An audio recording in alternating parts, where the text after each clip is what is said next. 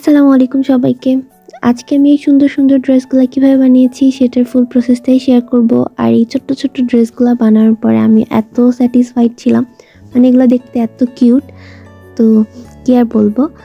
সবগুলা ড্রেসই অনেক সুন্দর হয়েছে আর মানে নিজের প্রশংসা নিজে করছি। যাই হোক, আমার কাছে এট লিস্ট ভালো লেগেছে। সেটাই হচ্ছে কথা। তো সেটাই শেয়ার করব আজকে আমি এই ড্রেসগুলা কিভাবে বানালাম, কতটুকু কাপড় লেগেছে। তো এই যে আমি এখানে মোটামুটি অনেকগুলা টুকরা কাপড় নিয়ে নিয়েছি আর ছোট ছোট করে কিছু স্কেচ করে নিয়েছি। মানে ড্রেসগুলা যেমন ছোট, স্কেচটা দেখলেও মনে হচ্ছে যে কি পিচ্চু পিচ্চু। তো এগুলা হচ্ছে আমি জাস্ট একটু আইডিয়া করে নিয়েছিলাম যে কোনটা দিয়ে কি করব। এখানে আমি ফার্স্ট ড্রেসটার জন্য কাপড়টাকে স্ট্রেট করে রেখে তারপর একটা কর্নার থেকে এরকম ভাঁজ করে নিয়েছি। আর এখানে বডিতে 11 ইঞ্চি, লেন্থ ছিল হচ্ছে 13 ইঞ্চি। তো পুরো শেপটাই আমি দেখিয়ে দিলাম কিভাবে কেটেছি। আর এখানে নেক, তারপর আর্ম হোল এগুলা হচ্ছে আলাদা ফিতা দিয়ে পরে হচ্ছে করে নিব। আর এটা স্টিচিং করার সময় আমি দেখিয়ে দিব। এটা হচ্ছে বাকি এক্সট্রা কাপড়টা। এখানে আমি প্যান্টের মেজারমেন্ট নিয়ে নিয়েছি আর যেটা ছিল সেটা থেকে আমি একটু একটু বাড়িয়ে নিয়েছি আর নিচের সাইডটাতে এরকম করে রাবার দিয়ে দিব। সো আগের ড্রেসটাও কোর্স টাইপের ছিল, কারণ প্যান্ট আর ড্রেসটা সেম কাপড়ের। আর এইটাও, আর এগুলা কিন্তু দুইটাই হচ্ছে অরবিন্দ কাপড়। কাপড়গুলো খুবই সফট হয় আর এগুলার হচ্ছে যে বহরটা অনেক বেশি হয়। তো এই যে এখানে আমি ড্রেসটার জন্য লেন্থ নিয়ে নিয়েছি 13, সেম, একটু বেশি দিয়েছিলাম। আর এখানে নিচের দিকটা এরকম শেপ করে নিয়েছি একটু গোল টাইপের। তো এখানে আমি নেকটাও কেটে নিয়েছি, আর্ম কেটে নিয়েছি। আর এখানে আমি ফুল স্লিভস দেবো, নিচের সাইডটা এরকম করে কুচি দিব। আর এটা হচ্ছে ছোট্ট সাইজের একটা প্যান্ট। এগুলো দেখতে মানে আমার এত কিউট লাগছিল, মনে হচ্ছিল যে পুতুলের জন্য জামা কাপড় বানাচ্ছি। আর আমাদের টুনটুনিটা অবশ্য পুতুলের মতনই। তো এই যে এখানে আমি আরেকটা কাপড় নিয়ে নিয়েছি আর আমি এখানে আইডিয়া করে দেখছিলাম যে এটা দিয়ে একটা ড্রেস কেমন হবে বানালে। তো এই তো আমি এখানে ব্লাউজটা কেটে নিয়েছি ফ্লোরাল প্রিন্টের যে পার্টটা ছিল সেটা থেকে।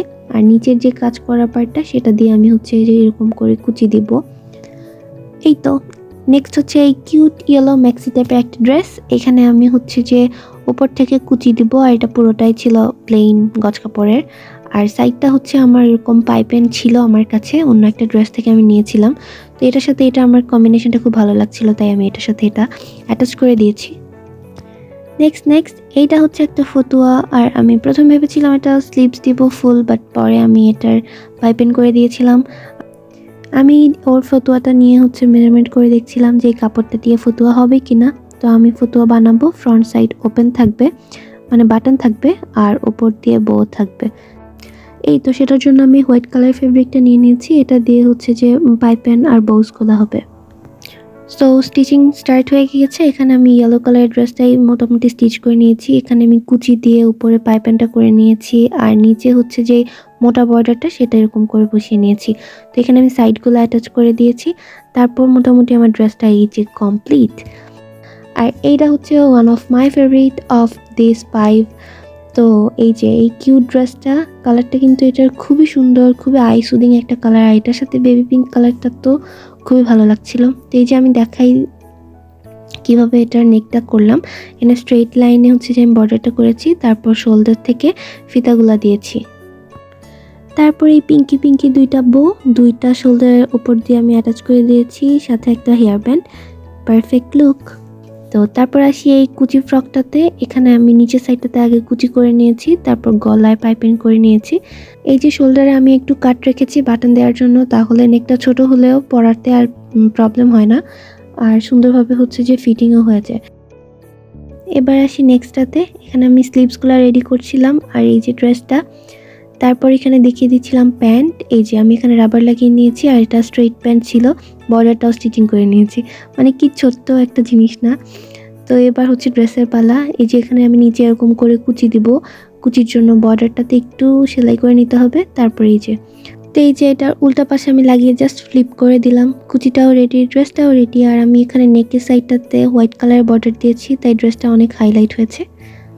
এই তো এই হচ্ছে ফাইনাল লুক। তারপর হচ্ছে এই ফতুয়াটা হচ্ছে ফ্রন্ট সাইডটাতে তো কাটা ছিল, শুরুতেই দেখিয়েছি। আমি এখানে বর্ডারটা স্টিচ করে নিয়েছি, তার উপরে আমি এই বাটনগুলো লাগাবো ভেতর সাইডে আর উপর দিয়ে এই বউগুলো ইউজ করব। তো হোয়াইট কালার বউ দিয়েছি যেন হচ্ছে যে দেখতে একটু হাইলাইট হয়, সুন্দর লাগে। এই হচ্ছে ফাইনাল লুক। কিউট একটা ফতুয়া হয়ে গেছে। তো আমার সবগুলো ড্রেস একদম রেডি। তো তোমরা দেখে বলতেই পারো যে কোনটা তোমাদের কাছে সবচেয়ে বেশি ভালো লেগেছে। আর ইন্টারেস্টিং পার্ট এই যে এই ড্রেসটাতে আমি কি করেছি, একটা ওড়না বানিয়েছি। এই যে মানে আমার এত সুন্দর লাগছিল জিনিসটা। ছোট্ট একটা বেবি, সে মানে এরকম একটা ড্রেস পরবে, ওড়না পরলে মানে কত কিউট লাগে মাশাআল্লাহ। মানে আমরা যখন পরিয়েছি ওকে একদম পুরো পুতুল পুতুল লাগছিল, দেশি পুতুল আর কি। আর এই ম্যাক্সি টাইপের ড্রেসটা, এটাও অনেক কিউট লেগেছে, মানে কালারটা মাস্টার্ড ইয়েলোর মধ্যে অনেক সুন্দর কালার। আর এখানে যে আমি লেসিংটা করেছি মানে বর্ডারটার জন্য ড্রেসটা আরও ভালো লাগছিল। তো এটা হচ্ছে আরেকটা ছিল মিনি ব্লাউজের একটা ফ্রক বলা যায়, টপস বলা যায়। তারপর আসি এই ড্রেসটাতে, এটাতেও আমি একটা হেয়ার ব্যান্ড বানিয়ে দিয়েছিলাম। মানে এই ড্রেসটার শেপটাও এত কিউট, তার উপরে এই বোজগুলোর সাথে এত ভালো কমপ্লিমেন্ট দিচ্ছিল। এই তো সুন্দর একটা হেয়ার ব্যান্ড বানিয়ে দিয়েছি। এই আউটফিটের কম্বোটা জোস না, আমার কাছে এত ভালো লাগছিল সামনে থেকে, স্পেশালি এটা এত কিউট আর এটার ফেব্রিকটা এত সফট, অনেক বেশি সুন্দর। তো যাই হোক, নেক্সট এই যে ফতুয়াটা চলে আসছে একদম রেডি।